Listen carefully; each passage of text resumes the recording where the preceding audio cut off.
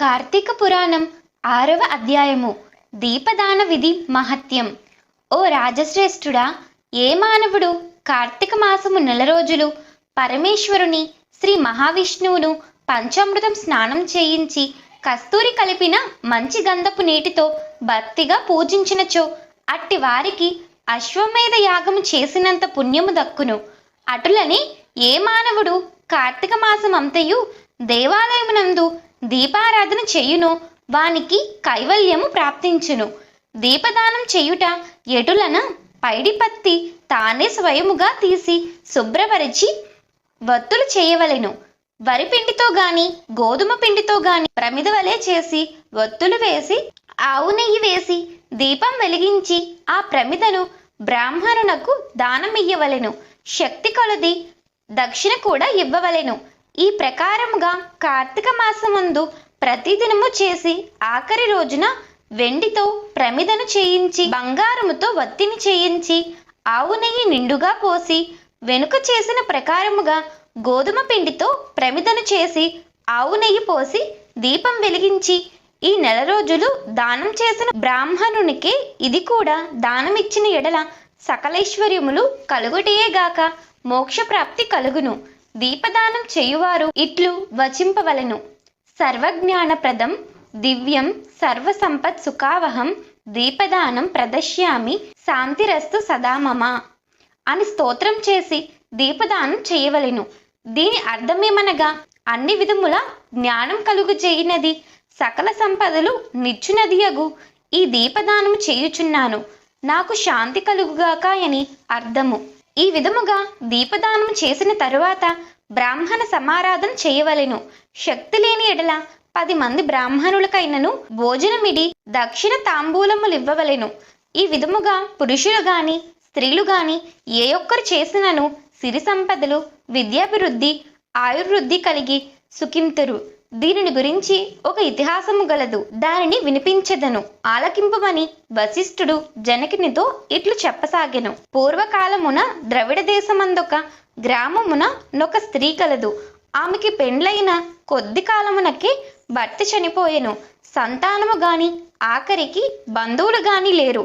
అందుచే ఆమె ఇతరుల ఇండ్లల్లో దాసి పని చేయొచ్చు, అక్కడనే భుజించుచు ఒకవేళ వారి సంతోషము కొలది ఏమైనా వస్తువులిచ్చిన ఎడల ఆ వస్తువులను ఇతరులకు హెచ్చు ధరకు అమ్ముకొనుచు ఈ విధముగా తన వద్ద పోగు చేసుకున్న సొమ్మును వడ్డీలకు ఇచ్చి మరింత డబ్బును కూడబెట్టుకొనుచు దొంగలు దొంగలించి కూడా తీసుకువచ్చిన వస్తువులను తక్కువ ధరకు కొని ఇతరులకు ఎక్కువ ధరకు అమ్ముకొనుచు సొమ్ము కూడబెట్టుకొనుచుండెను.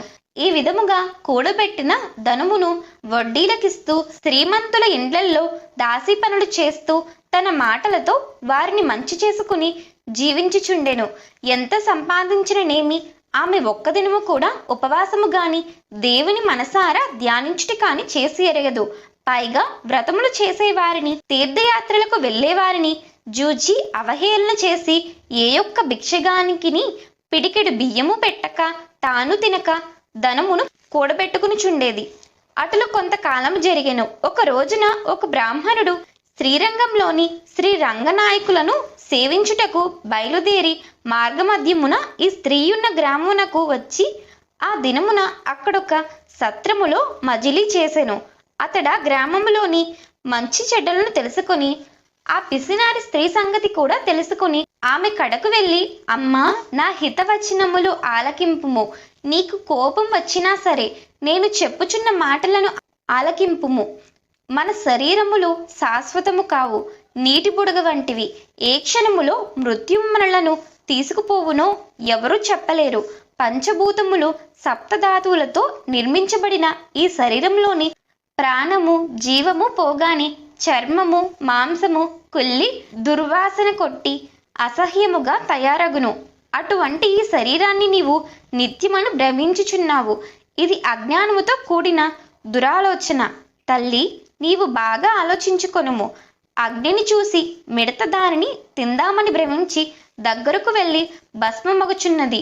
అటులని మానవుడు కూడా ఈ తనువు శాశ్వతమని నమ్మి అంధకారములో బడి నశించుచున్నాడు. కాన నా మాటలు ఆలకించి నీవు తినక ఇతరులకు పెట్టక అన్యాయముగా ఆర్జించిన ధనము ఇప్పటికైనా పేదలకు దాన ధర్మములు చేసి పుణ్యమును సంపాదించుకొనుము. ప్రతిదినము శ్రీమన్నారాయణుని స్మరించి వ్రతాధికములు చేసి మోక్షము నొందుము. నీ పాప పరిహారార్థముగై వచ్చే కార్తీక మాసమంతయు ప్రాతకాలమున నదీ స్నానం ఆచరించి దాన ధర్మములు చేసి బ్రాహ్మణులకు భోజనము పెట్టినచో వచ్చే జన్మలో నీవు పుణ్యవతివై సకల సౌభాగ్యములు పొందగలవని ఉపదేశమిచ్చెను. ఆ వితంతువురాలు బ్రాహ్మణుడు చెప్పిన మాటలకు తన్మయురాలై మనస్సు మార్చుకుని నాటి నుండి దాన ధర్మములు చేయుచు కార్తీక మాస వ్రతం ఆచరించుటచే జన్మరాహిత్యమై మోక్షమునందెను. కావున కార్తీక మాస వ్రతములో అంత మహత్యమున్నది. ఇట్లు స్కాంద పురాణాంతర్గత కార్తీక మహత్యమందలి 6వ అధ్యాయము 6వ రోజు పారాయణము సమాప్తము.